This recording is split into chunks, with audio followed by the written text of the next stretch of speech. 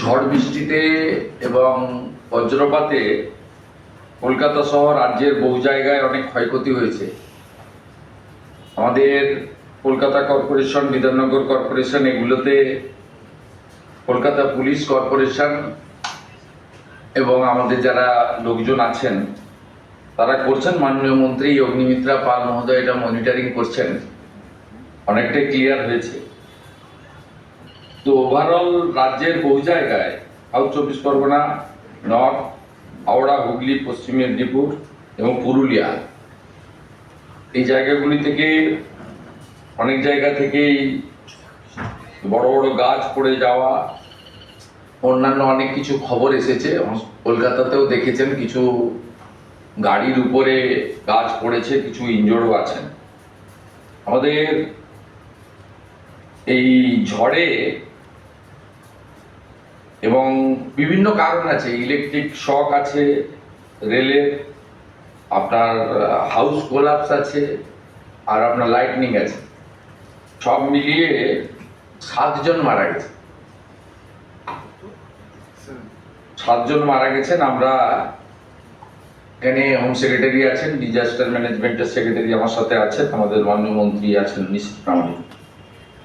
আমরা আমাদের সরকারের যে দপ্তরগুলো আছে তারা মনিটরিংও করছেন।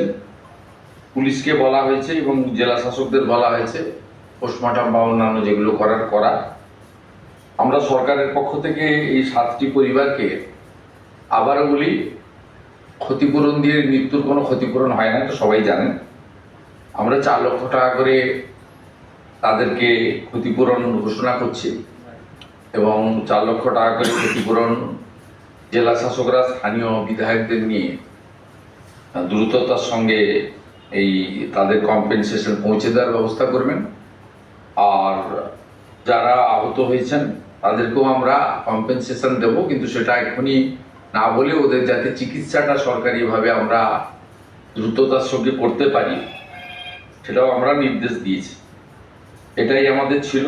এবং আমি দেখছিলাম অনেকেই বলছিলেন কলকাতায় এই বড় বড় গাছগুলো, অনেক পরিবেশবিদরা তারা বলছিলেন এই গাছগুলোর কিভাবে রক্ষণাবেক্ষণ করা যায়। আমরা সিএসকে বলেছি, ফরেস্ট, এনভায়রনমেন্ট এবং এএমসিকে নিয়ে কথাবার্তা বলে এই ধরনের ন্যাচারাল ক্যালামিটি তো শুরু হলো, এটা চলবে মানে বিভিন্ন সময়, কিভাবে এটাকে একটা প্রোটেকশন নেওয়া যায় এই জন্য তারা দেখবেন। তো আপাতত গোটা রাজ্যে যে 7টি ধরনের ক্যাজুয়ালিটি ঘটেছে তাদের জন্য আমরা 4 লক্ষ টাকা করে কম্পেনসেশন, আহতদের পুরো চিকিৎসার দায়িত্ব নিচ্ছি। আহতদেরও একটা আমরা কম্পেনসেশন দেব, সেটা আমরা পরে পৌঁছে দেবো, কিন্তু তাদের চিকিৎসার সম্পূর্ণ দায়ভারটা মানে দায়িত্বটা সরকারের পক্ষ থেকে আমরা নিচ্ছি। আর বাকি তো রাস্তাঘাট ট্রাফিক ক্লিয়ার করার জন্য কলকাতা, হাওড়া এবং বিধাননগর পুলিশ লেগে রয়েছে। পৌর নগর উন্নয়ন মন্ত্রী অগ্নিমিত্রা পাল মহোদয় তিনি বিষয়টা মনিটরিং করছেন।